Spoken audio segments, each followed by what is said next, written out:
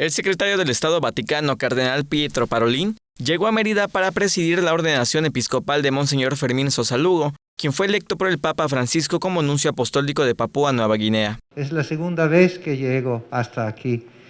La primera fue hace muchos años, 92. Traigo obviamente los saludos y la cercanía del Papa Francisco, que quiso honrar también la Iglesia de México y la Arquidiócesis de Yucatán con este nombramiento. El cardenal llegó al Aeropuerto Internacional de Mérida Manuel Crescencio Orrejón y tras pernoctar en esta ciudad, mañana sábado se trasladará a Izamal para encabezar la ordenación episcopal de Monseñor Sosa Lugo.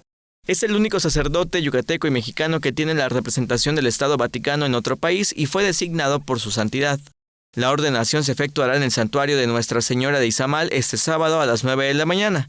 La celebración no estará abierta al público debido a las restricciones por la pandemia. Con imágenes de Jorge Quimé, César Gómez, Teleyucatán te informa.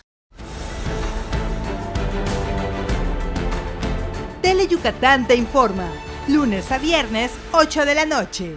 Síguenos.